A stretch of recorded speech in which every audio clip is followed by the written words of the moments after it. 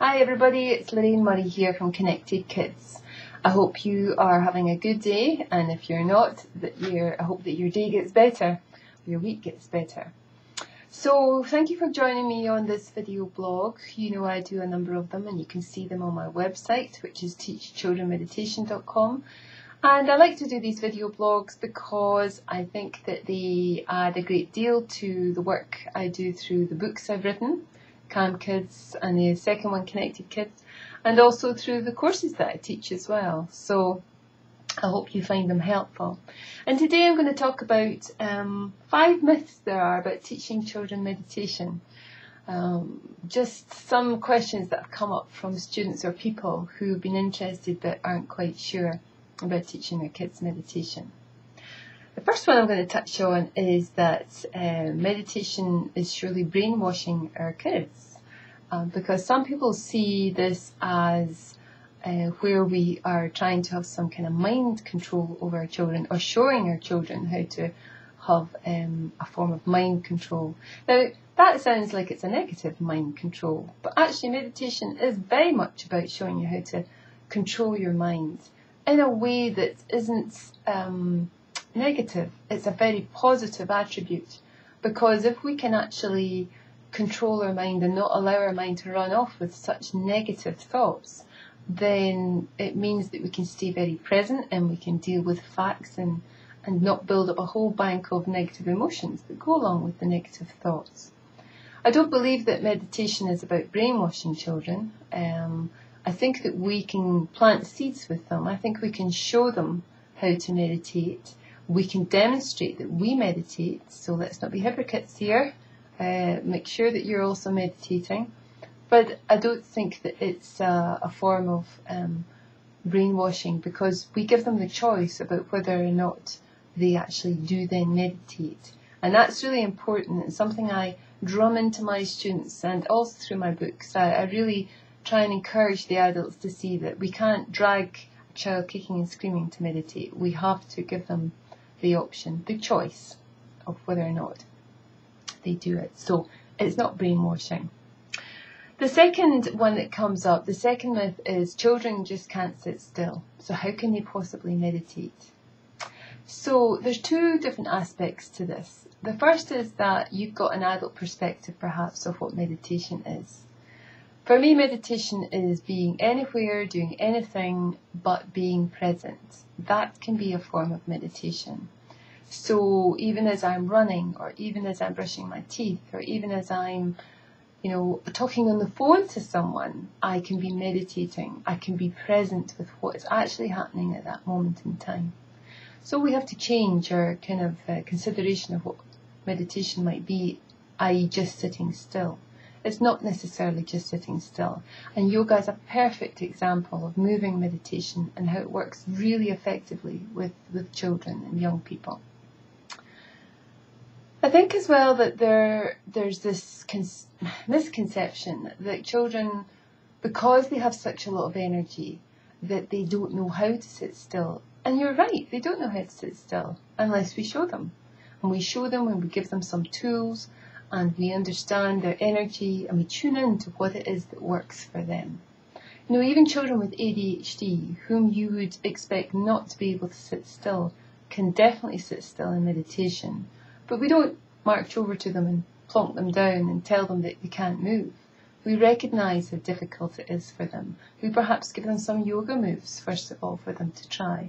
Or perhaps in some classes I've been suggesting to students that they actually give a child who keeps fidgeting something to fidget with. So maybe a stone or a crystal or a shell, something to touch, because that's the way their energy operates.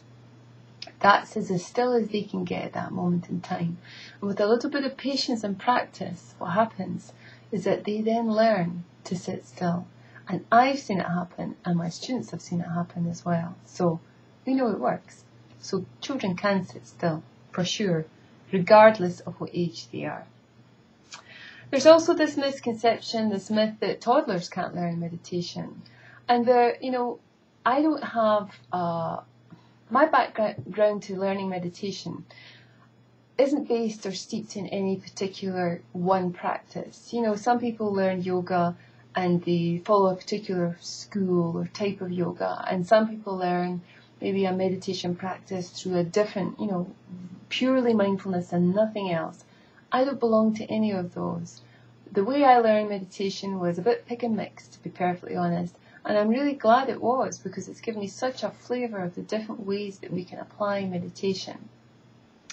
And some of those schools of thoughts think that toddlers can't learn meditation, and they're right in the sense they can't learn the very more stricter types of meditation that these particular schools like to follow.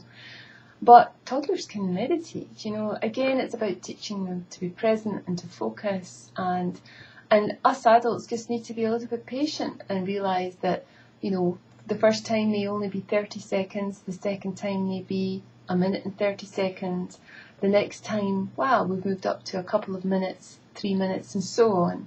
And, I sit and read the case studies that my students do when they finish the level 2 course, and they can see the progress, and so can I, of really young children who initially could not sit or lie still for very long, being able to really start to relax.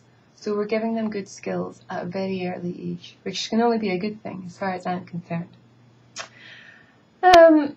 The other myth about learning meditation or teaching children meditation is that if we give them the ability to do this, that they will have a calmer life.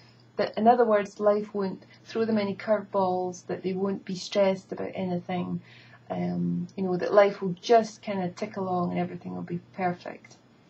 Well, anyone who's practiced meditation for a long time like me will tell you that that's not true. What we are doing is we're giving our children not a calmer life, but a calmer approach to life.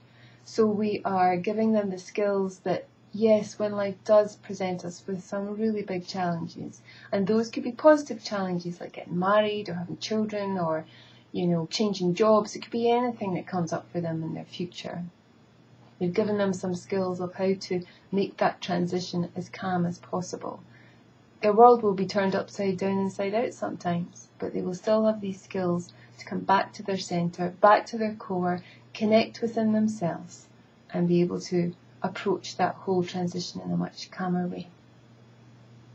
And then the final myth that I have here is that you have to, this is not so much about teaching children meditation, i.e. their skill, but more about what you need to have in order to teach them meditation.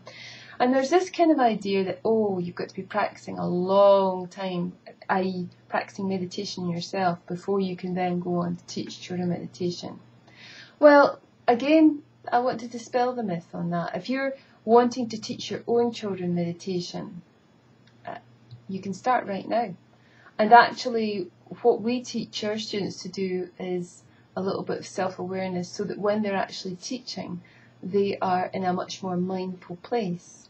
And it starts from the very beginning. You don't have to wait and practice before you become this fantastic meditation teacher.